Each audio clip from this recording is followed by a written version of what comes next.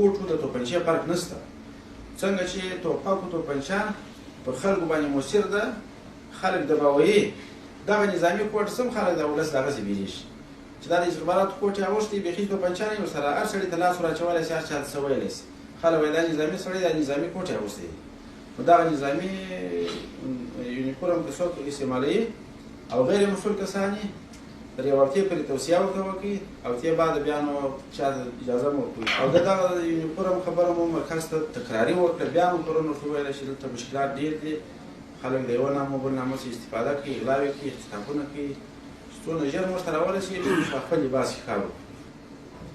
تاسو ته هم ټولو ته وایو چې دا موږ همیشه د ولس ته اطمینان ورکړی دی، ورته وایو چې چاپې بندې دي، ستاسې سره به وحشت نه کېږي، د شپې به څوک کور ته نه درځي، او چې دا وایو په عمل کې هم دغسې غواړو.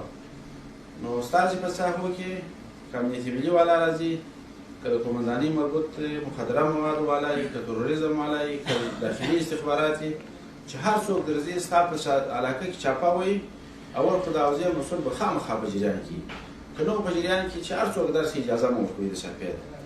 دا یوه خبره. دویمه خبره دا ده چې بیا که ضرورت د چاپې و، اول خو کوشش وکړئ سړی په ټلیفون راوغواړئ، که ضرورت د دې و، اړتیا د دې و چې چاپه یې د شپې خو دې نه یې، د ورځې به هم د کلي هغه د ګذر وکیل او د علاقې هغه عالم دا به در سره ملګری په ډېر احترام به خلکو ته وځي.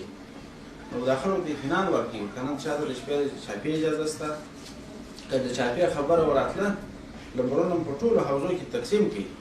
که خبره ورته چې موږ درته وویله چې زموږ اجازه ده یا زموږ خلک ورسره دي، هغه صورت کې یعنې بیا تاسې هغه خلکو ته اجازه ورکوي که ستا کور ته لږ کوي یا ستا اشتباه درلوده یا ته په کار وي. ورته چې موږ په جریان کې نه وي، نور به د چا سره نه ځي، نه به چا ته د کور د داخلېدو اجازه ورکوي. که په زوره درتلله ادې موږ په جریان کې واچوي.